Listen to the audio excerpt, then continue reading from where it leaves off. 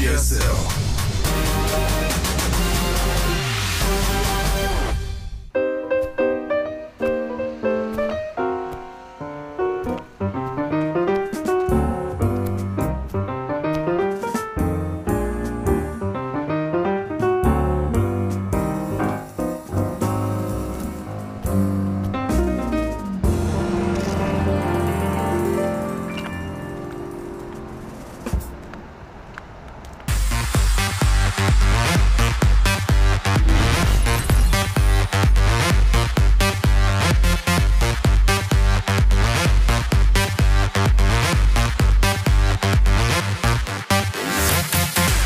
Welcome back to the GSL Code S. Hazels and Wolf here. It's 1-1 so far. Sue against Life, excuse me. I had a brain fart there. Sue against Life. The games have been absolutely incredible so far. Yeah, they have been. You know, we got action-packed ones, like that last one we just saw, counterattacking, going back and forth, and then, of course, game number 1, very technical late game. Right, for sure. We basically saw in game number 1 the ultimate form of late-game decision-making from these two players, and then in game number 2, just how scouting and detecting a build can actually just win you a game. Absolutely. You know, Life didn't really... I feel like he didn't know about the third base. Maybe he could have tried to shift gears and kill the third, then move back and transition, but he committed heavily into the attack, and then there's no going back when your opponent has three hatches. If you notice, one thing that Sue's doing a lot of is he's getting the third base, but he's not using that to make drones. Yeah. He's using that to pump out more lings and to just secure the third base so that, let's say that the aggression from his lings doesn't kill his opponent. He's fine still as long as he can defend the counterattack. Right. Now, that's not the easiest thing to do because you're defending two specific locations, your second and your third, but so far Sue's proven that he can do that very well. Yeah, it's a pretty important skill to have in this matchup to know exactly when... Especially against Life. Right. You know, when do you make attacking units and when do you make drones? That's kind of like the bottom line base of Zerg in general in any matchup, but in this matchup especially, because you're thinking about that and then also about your opponent balancing the same thing and what that means exactly. So scouting is important, controlling the map is important, and Life is so good at that, but Sue is playing very carefully, especially in that game number 2. By the way, as a reminder, we're having the finals right here in this studio that you're seeing us here at now. Entry is going to be free. We got all sorts of giveaways we're doing. Definitely don't miss out. We have free food, whether it's going to be pizza here or we have coupons for some of the restaurants around the area. We got a lot of great places to eat around here. Yeah, for sure. So definitely don't miss out. And, of course, when you're done, you can go to the Gangnam area. It's a lot of fun down there. Yeah.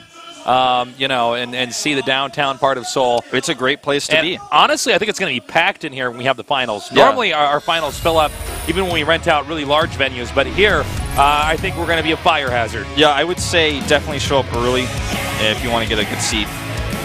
So we're 1-1 here. We're going into our biggest map in the pool, Alterzim's Stronghold. This massive map is it's pretty big, Tasteless.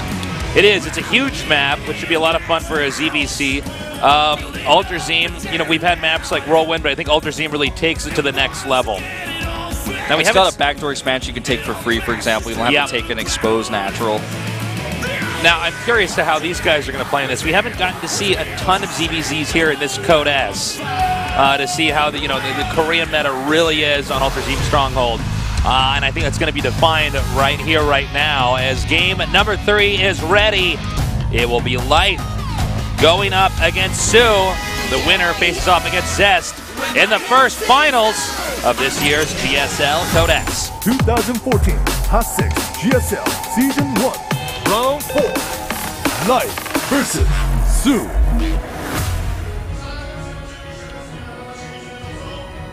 The music was really good. And I like it a lot. It's pretty sick. BK gets better and better at picking tunes. Yeah, he's awesome every season here. So we have Sue over here at the top and Life here at the bottom. Yes, both on the right sides. They're spawning vertically aligned, which means that there's a lot more potential for aggression than there would be if they spawned at cross spawns, for example. But still at a great distance from each other. Also, important to note is that we have Sue over here scouting with his Overlord to the upper left first, whereas Life now scouting over here with his Overlord to the upper right. Oh, welcome from Australia. Have you been to Australia, Wolf? I have not. I really want to. I've been to Sydney. That was a fun event. I really want to go, man. I'm jealous of you. You know, contrary to people think it's a stereotype, you know, everybody does drink Foster's there. Yeah? Uh-huh. Actually, when I was in Australia, for real though, I had a kangaroo meat. Yeah, everyone is talking about, you know, every time I meet an Australian who lives in Seoul, has not been back home for a while, they always talk about how they miss that. Actually, I have to say I was very impressed with how good kangaroo meat was. I mean, really want to eat it wasn't just one of those, oh, that's very exotic. I guess I can, you know, knock that off of my bucket list, off my culinary bucket list. No, I was actually quite impressed with it.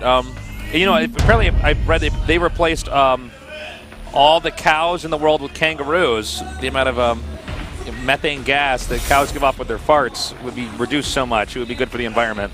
That's an interesting thought.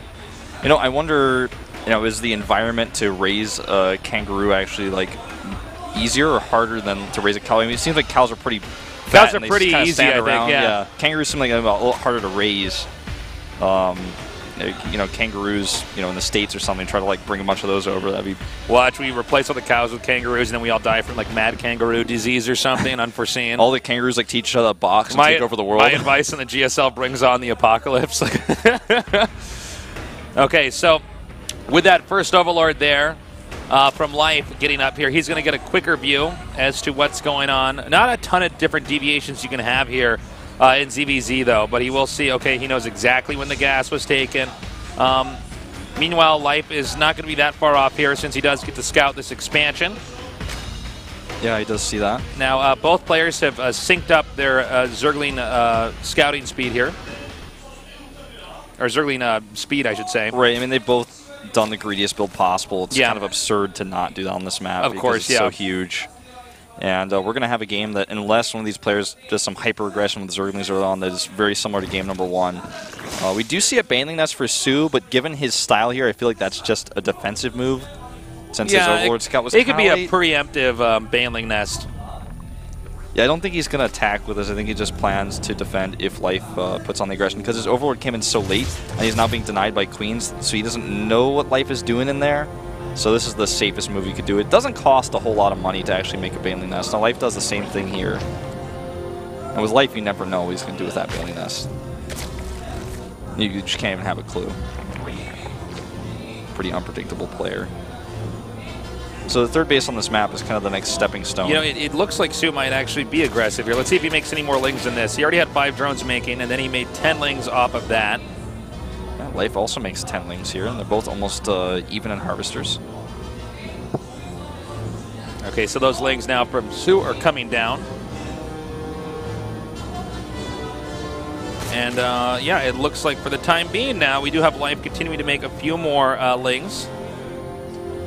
Again, a lot of times this can just be for defensive purposes. Now here comes Su with his 2 Banelings running up to this ramp. It is a 2-queen block. It probably would not be worth it for him to sack those Banelings on those 2 queens. Yeah, I don't think especially with that 3rd one behind it. I mean, Transfuse is just going to be too strong in that situation. That's an airtight wall. I think he's just going to try to contain here. He gets a lair started at home, starts 6 drones, gets an additional gas geyser. We've seen already in game number 1 that Life can handle contains pretty well. Now he tries to break out here, in fact, with his Zerglings, and he's got a much higher count, so he will chase these away. And since they both have the same movement speed, this looks kind of funny.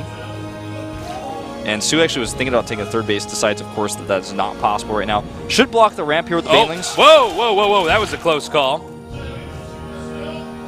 Very close indeed. A lair here, very delayed for Life.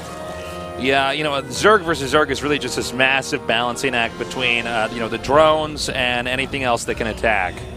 I mean, you want to have as many workers as possible to give you a lead later on, but if you are too weak in that small period of time in between that, then the opponent who's making more attacking could just punish you.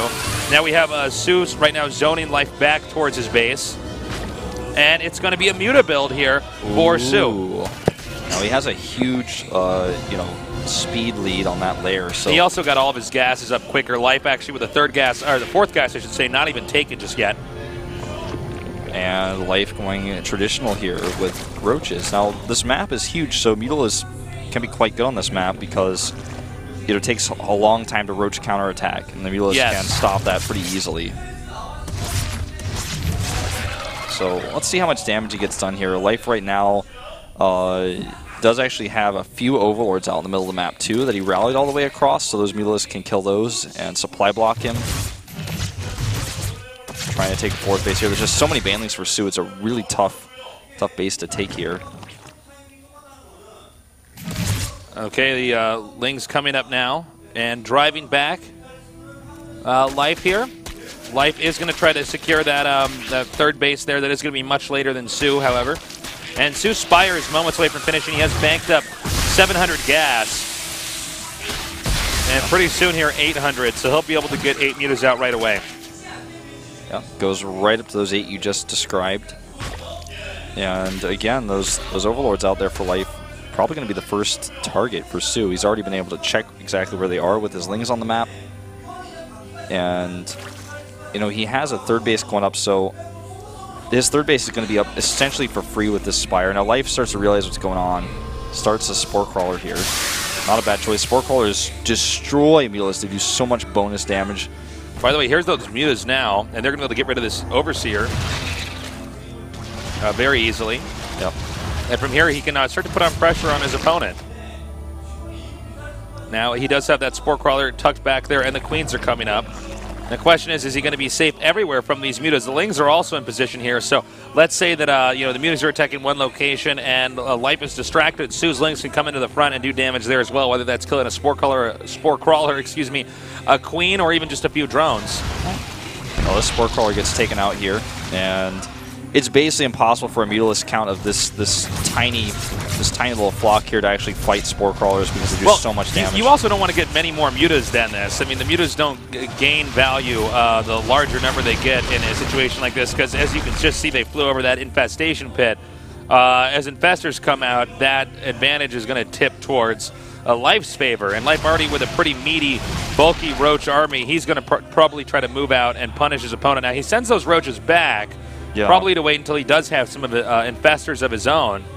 I have to say, I feel that Mutalist control is a bit sloppy. He got caught back in that dead zone into the Spore Crawler. He lost 4 Mutalists with not doing a ton of damage. He did shave some drones off, though. Yeah, true. I mean, he's now up 10 Harvesters on Life.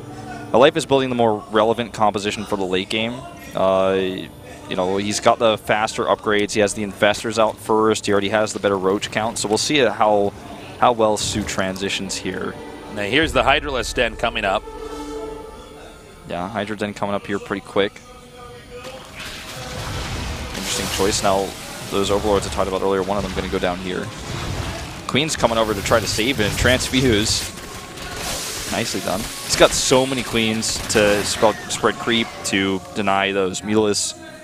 You can see with the Creep Tumor being pushed across the map here, he does want to have a really good exit towards his opponent's base to get there as quickly as possible. Meanwhile, Sue doing a very good job of just, oh, I love this.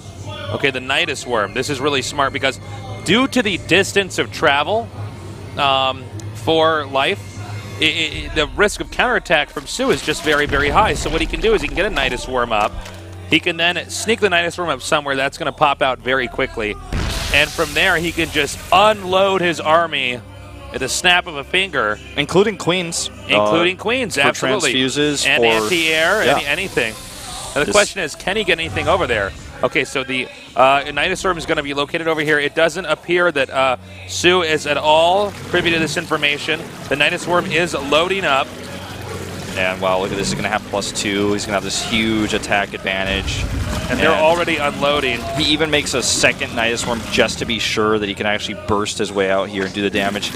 Now, Sue does have his own Infestors up, and he's getting some Hydralisks out here. This is definitely holdable. It's not going to be easy. He knows now. He knows. Needs to get his units in a put Concave at the top of the ramp.